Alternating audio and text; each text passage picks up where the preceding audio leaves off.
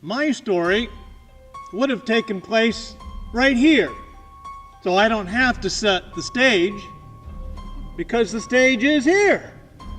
But my story does have a prologue and it has an epilogue.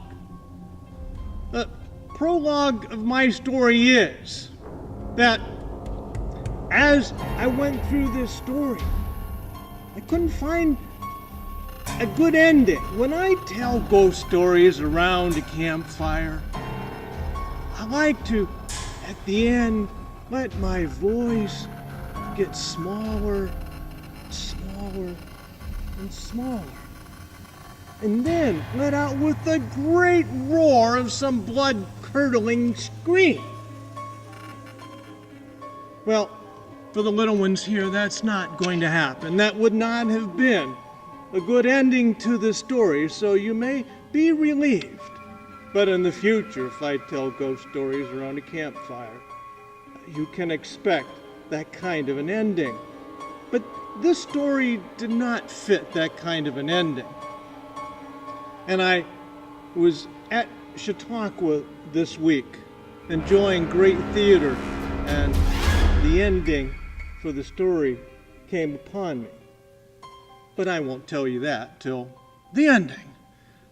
Now, back in 1900, Belle Archer, who was the main person in the story, was one of the most photographed actresses in America.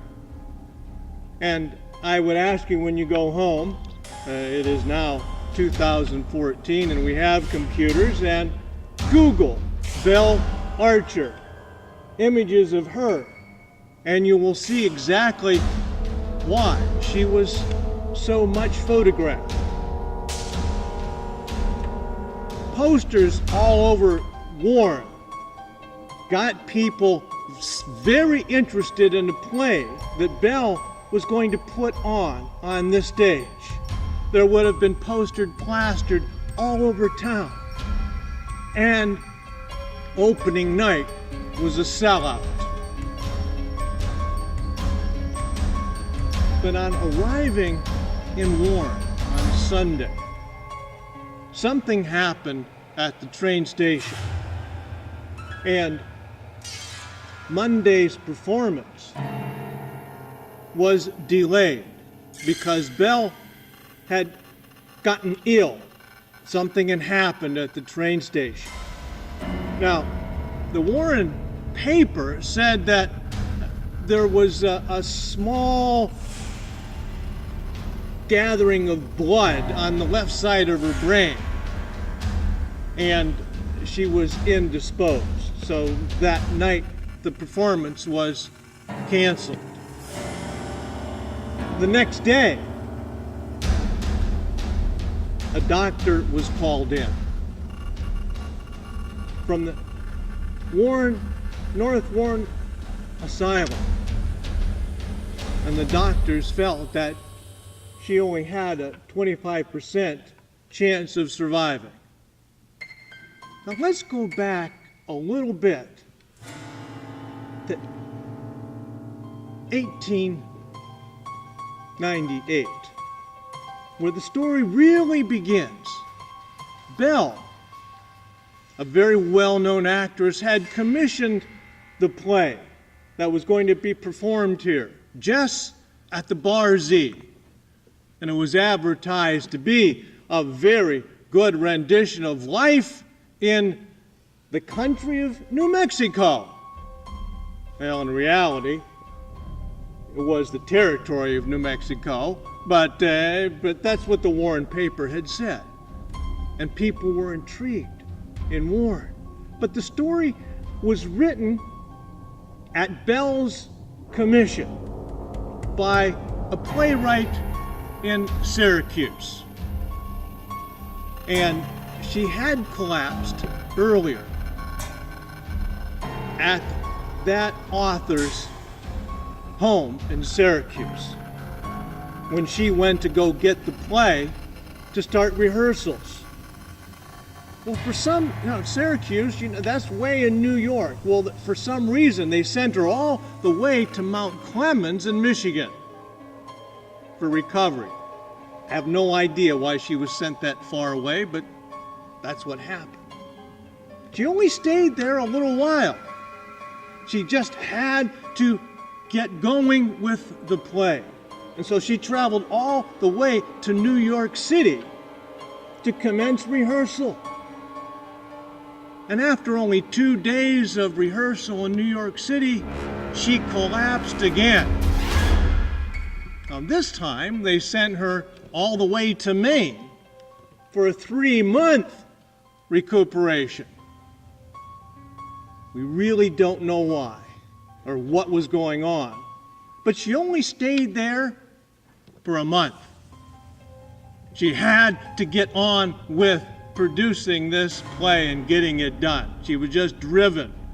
And so the play went on and she started traveling.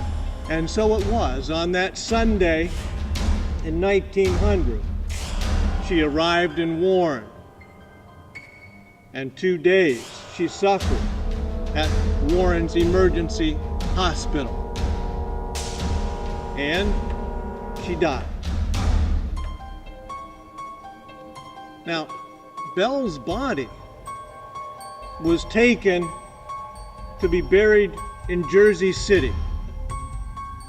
And you can see, if you Google, a monument to her is very impressive. And the actors then went on to Jamestown to perform the play. And so Warren never saw that play. Now I begin to wonder. Her body went to Jersey. She had this horrible desire to make sure that she did this play here in Warren, and the play went on to Jamestown without being performed. Now I begin to wonder, is the spirit of Belle Archer still in this theater? I ask that the light be left on here. If you come into the theater, that light's always on.